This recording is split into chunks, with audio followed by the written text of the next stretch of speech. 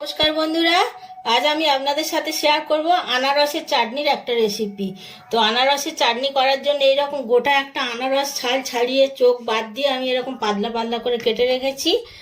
আর লাগবে হচ্ছে গিয়ে চিনি, দুটো তেজপাতা, কয়েকটা ছোট এলাচ গুঁড়ো করা আছে, আর 1 চামচ মতো কর্নফ্লাওয়ার, একটা ডালিমের দানা ছাড়িয়ে রেখেছি, আর একটা পাতি লেবু, এটা গন্ধরাজ লেবু, পাতি লেবুতেও হবে। এই লাগবে। এই উপকরণে দারুণ সুন্দর একটা চাটনির রেসিপি আপনাদের সাথে শেয়ার করব। তো প্রথমে যেটা করতে হবে, এই আনারসটাকে আমি পাতলা পাতলা করে কেটে নিয়েছি। এর ওপর থেকে আমি সামান্য একটু নুন ছড়িয়ে মিনিট 10 রেখে দেবো, তাহলে আর সিদ্ধ করার দরকার হবে না।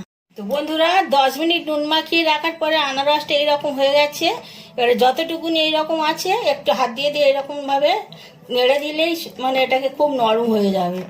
আর এবারে আমি যেটা করব, এই 1 বাটি চিনি, এর মধ্যে অল্প একটু জল দিয়ে একটা চিনির শিরা তৈরি করব। ব্যাস, চিনির রসটা ফুটছে, এই অবস্থায় আমি এই আনারসটা এর উপর থেকে ঢেলে দিচ্ছি। এটা এবারে কিছুক্ষণ ফুটবে। এদিকে একটা জায়গায় আমি একটুখানি সর্ষে আর একটা শুকনো লঙ্কা একটু ভেজে নিচ্ছি।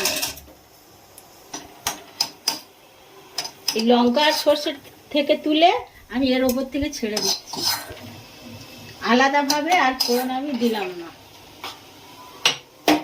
এবার এইটা ফুটে ফুটে একটু ঘন হবে। তো চাটনিটা অনেকটাই ঘন হয়ে এসেছে।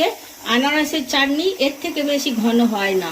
তো এবারে আমি কালারের জন্য খুব সামান্য একটু হলুদ দিলাম। আগে আমি হলুদ দিইনি, তাও এত সুন্দর কালার এসছে, যেহেতু আনারসটা পাকা। তো প্রয়োজন অনুযায়ী এতটুকুনি হলুদ গুঁড়ো দেওয়া যায়। তো কালারটা আরো একটু ভালোভাবে আমি দিয়ে দিলাম। আর এবারে দেব আমি 1 চামচ কর্নফ্লাওয়ার, একটু জলে গুলে এতে মিশিয়ে দেবো। দিলে এর ঘনত্বটা বাড়বে, কেননা আনারস এমনি ঘন হয় না। আর এবারে দিয়ে দেবো আমি শেষের দিকে একটা বড় লেবুর 3 ভাগ। ছোট হলে গোটা দিতাম, যেহেতু এটা বড় লেবু তো সেজন্য একটা লেবুকে 3 ভাগ করে এই রসটা আমি দিয়ে দিচ্ছি।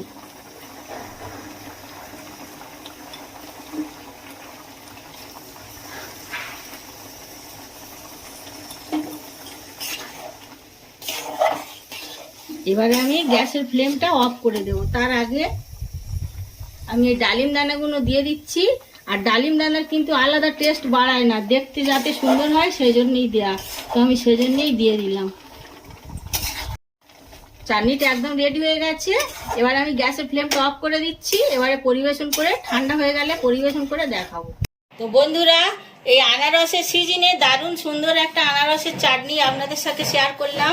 ভালো লাগলে অবশ্যই লাইক করবেন, কমেন্ট করবেন, আর আমার চ্যানেলটাকে সাবস্ক্রাইব করবেন।